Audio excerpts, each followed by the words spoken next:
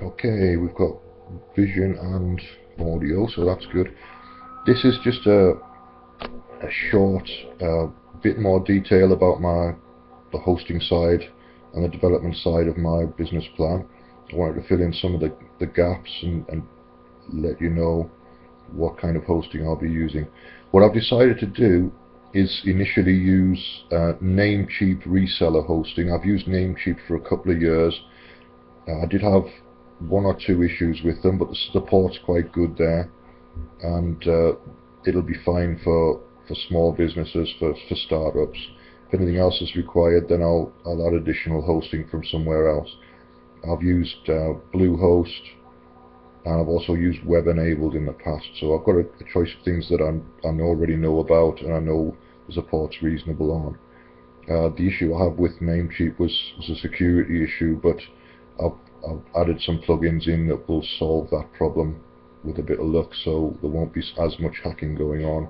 It'll be sorted out via the plugins, so that should cover that. The fee for that is roughly £30 a month. The base level is $24, which is about £17–18. The next level up works out at about £30 a month, so that should be fine. That's a standard fee for the first few people. That will be fine. Anything that needs upgrading, I'll upgrade to better quality hosting as it becomes necessary, but that's as a base level. That should be fine. So that covers that. The development side of things, I'm using a combination of Instant WP and Web Matrix, which are both local installations of WordPress, so I can test any plugins, I can test any changes that I make to code, if I do any changes to code, using those two, and then push it out to a live server when I know that it's working and not causing any issues. So that again covers any kind of changes that are necessary to themes or plugins. The next side of things was the kind of business support side I wanted to talk about a little bit as well. I've got a network of people in London from a few years ago when I was doing some business networking down there that are all developers and designers and copywriters and involved in marketing in some way, shape or form, so I can fall back and get advice from them if it's necessary. So I've got a brainstorming mind, like a mastermind group there if I need it, if I come up against anything that I need advice about. And they're all in business, they've been in business for years, so they know what they're doing. Hopefully they can give me some advice as we go along.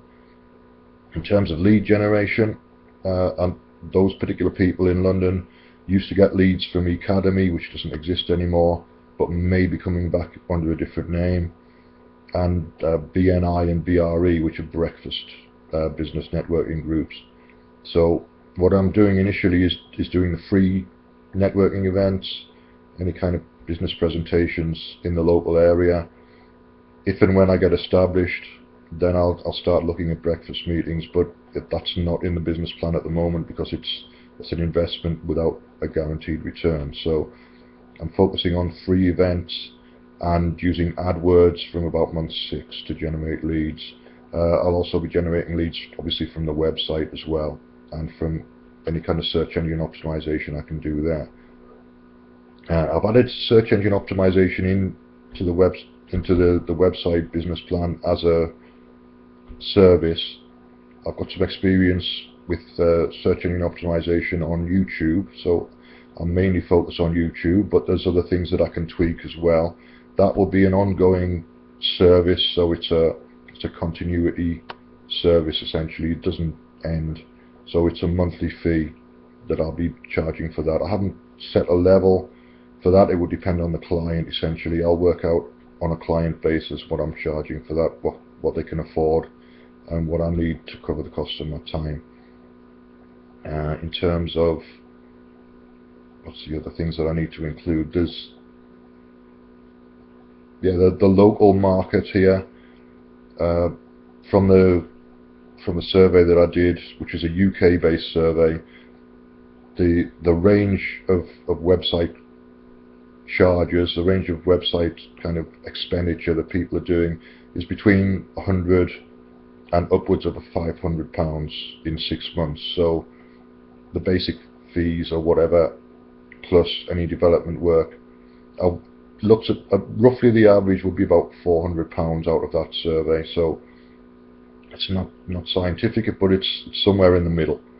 So anything that's over £500 I don't have the detail on, but the range between 100 and 500 I've got some information about. So in the middle of that range is about £350, £400. I'm using that as an average.